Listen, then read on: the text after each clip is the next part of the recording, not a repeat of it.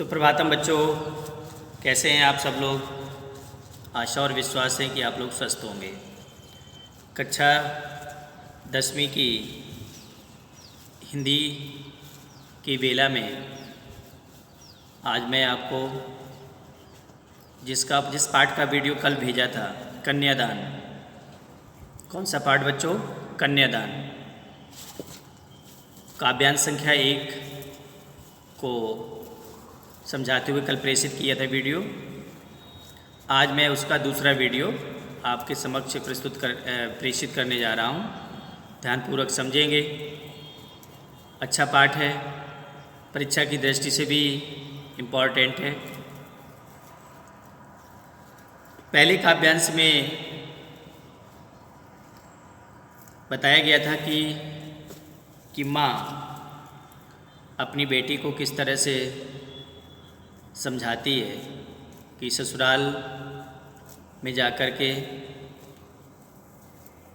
आप वहाँ के लोगों से बिल्कुल अनभिज्ञ होंगी, किसके साथ कैसा व्यवहार करना है,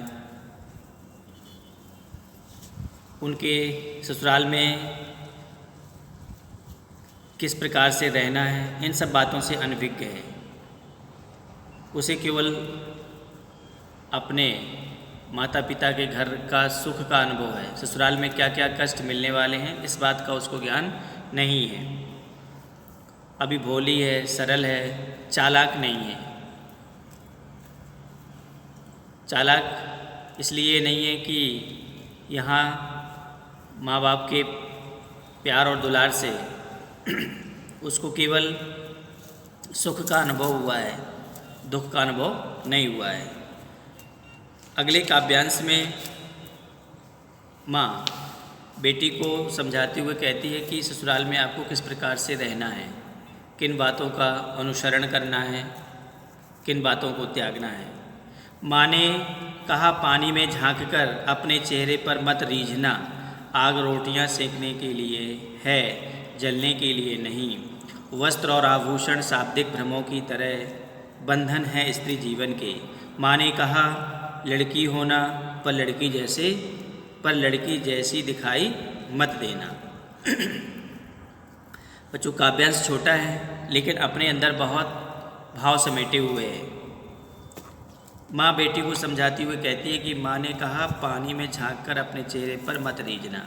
गांव की बेटियाँ या शहर की बेटियाँ अधिकांशतः अपनी शारीरिक सुंदरता, अपने चेहरे की खूबसूरती के लिए ही प्रयास करती रहती हैं कि मैं कितनी सुंदर हूँ और क्या ऐसा कुछ प्रयास करूँ कि मैं और भी सुंदर हो सकूँ। तो माँ ने कहा कि पानी में झांक कर, जब हम पानी में देखते हैं तो हमारी परछाई, हमारा प्रतिबिंब दिखाई देता है। अगर हमारे पास मिरर नहीं है, दर्पण नहीं है, तो पानी से भी अपने फेस यानी चेहरे को देख सकते हैं। तो मैंने कहा कि पानी में बार बार अपने चेहरे को झांक कर मत देखना कि मैं कितनी खूबसूरत हूँ। ये सुंदरता तो कुछ क्षणों के लिए होती है, लेकिन जो सार्वभौमिक यानी यूनिवर्सल ट्रुथ होती है, यानी यूनिवर्सल ब्यूटी होती है, वो सदा हमेशा जीवन पर्यंत रहती है। इसलिए अपने अंदर मानवीय गुणों का विकास करने की ज़रूरत है। एक बार शारीरिक सुंदरता नहीं है व्यक्ति में, महिलाओं में, बेटियों में, अगर उसके अंदर मानवीय गुण हैं तो निश्चित रूप से वो सबकी प्यारी होती है। आग रोटियां सेकने के लिए, जलने के लिए नहीं। माँ बेटी को आगे सीख देती हुए कहती हैं कि बहुत सी बेटियां ससुराल में जाकर के अपने आप को वहाँ एडजस्ट नहीं कर पाती। वहाँ के परिवेश में, वहाँ के लोगों के साथ अपने को समायोजित नहीं कर पाती हैं, सामंजस्य नहीं बैठा पाती हैं घर में। तो फिर उनको एक ही चारा सोचता है कि आत्महत्या करना, कहीं आग लगा लेना, कहीं फांसी लगा लेना, कहीं जहर खा लेना, ऐसा करती हैं। तो उन्होंने कहा कि ये जो आग है, ससुराल में आपको काम करना पड़ेगा, आग में रोटियां सेकना, चौका चूल्हा सब। तो ये जो आग है, ये शरीर को समाप्त करने के लिए नहीं है, शरीर को नष्ट करने के लिए नहीं है, रोटियां अर्थात भोजन पकाने के लिए है। इस प्रकार की छोटी सोच कभी भी अपने मन में मत लाना। फिर घर में ससुराल में सबसे ज़्यादा जिस बात को लेकर के झगड़ा होता वस्त्र और आभूषण।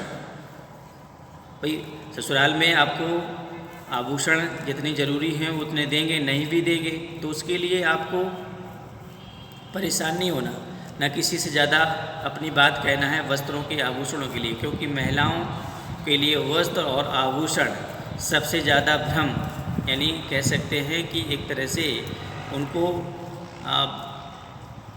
वस्त्र और आभूषण महिलाओं को अपने जाल में फंसाने वाले होते हैं। इसलिए इन्होंने कहा कि वस्त्र और आभूषण बंधन है स्त्री जीवन के, वो महिलाओं को अपने बंधन में बांध लेते हैं, उससे छुटकारा नहीं पा पाती। और वो चीज़ ना होने की वजह से, वस्त्र और आभूषण ना होने की वजह से वो अपने आप में कष्ट का अनुभव करते रहते हैं कि अरे मेरे पास इतने अच्छे वस्त्र नहीं हैं, दूसरे के पास बहुत अच्छी साड़ियाँ हैं, दूसरे के पास बहुत अच्छे सलवार सूट हैं, या दूसरे के पास बहुत अच्छे गहने हैं। उनको बदलने का शौक़ रहता है, एक चीज़ आ गई कुछ दिनों के पहनने के बाद फिर उसको बदलने का मन होता है। अगर वो ससुराल वालों ने ऐसा नहीं किया, उसी बात को लेकर के खिन्नता पैदा हो जाती है मन में, एक दुख पैदा हो जाता है, ससुराल वालों से ठीक से ना बोलना। तो एक तरह से कह सकते हैं कि वस्त्र और आभूषण स्त्री जीवन के बंधन है, उसको जकड़ लेते हैं, बांध लेते हैं, उससे छुटकारा नहीं मिल पाता। तो इन आभूषणों और वस्त्रों, इनसे आपको दूर रहना है। वस्त्र और आभूषण शाब्दिक भ्रमों की तरह हैं। जिस प्रकार से कोई शब्द बोल दिया और किसी के लिए उन शब्दों का भ्रम आ गया, अगर उसका सही से अर्थ नहीं निकाल पाए तो निश्चित रूप से अर्थ का अनर्थ हो जाता है। तो शाब्दिक भ्रमों की तरह वस्त्र और आभूषण है स्त्री जीवन के लिए। माँ ने कहा लड़की होना पर लड़की जैसा दिखाई मत देना। माँ अपनी बेटी को सीख देती हुए कहती है कि अपनी तरफ से पूरा प्रयास करना सब कुछ अच्छा करने का, फिर भी अगर कोई नाजायज़ सताता है तो ये मत अपने अंदर हीन भावना आने देना कि मैं स्त्री हूँ, मैं कुछ नहीं कर सकती हूँ। स्त्री जब अपने पर उतर आती है तो वो माँ दुर्गा, काली जैसी, रानी लक्ष्मीबाई की तरह हो जाती है। इसलिए कभी भी अपने अंदर हीन भावना आने मत देना। लड़की होना, लड़की के सारे गुण अपने अंदर रखना, लेकिन ज़रूरत पड़े तो जो जिस बात के लेकर के लड़की की कमजोरी समझते हैं कि लड़की कुछ नहीं कर सकती, वो चीज़ अपने अंदर मत आने देना। और अगर किसी प्रकार की कोई परेशानियाँ आती है तो उसका डट करके ससुराल में मुकाबला करना, सामना करना, लेकिन कभी आत्महत्या नहीं करना। इस प्रकार से माँ अपनी बेटी को ससुराल के लिए मानसिक रूप से तैयार करती हुई उसको सबक देती है, सिखाती है कि किस प्रकार से जो माँ का अनुभव है ससुराल में रहने का, कि किस प्रकार से बेटी को ससुराल का जीवन जीना चाहिए, उस प्रकार से माँ अपनी बेटी को अपने अनुभव शेयर कर रही है, बांट रही है, उसको मानसिक रूप से ससुराल के लिए तैयार कर रही है। इस प्रकार से पाठ यहीं पर समाप्त हो जाता है, कन्यादान। तो वीडियो को ध्यानपूर्वक समझेंगे, पाठ को पढ़ेंगे तो निश्चित रूप से पाठ आपको पूरा समझ में आ जाएगा। आज की वीडियो में इतना ही। बहुत बहुत धन्यवाद।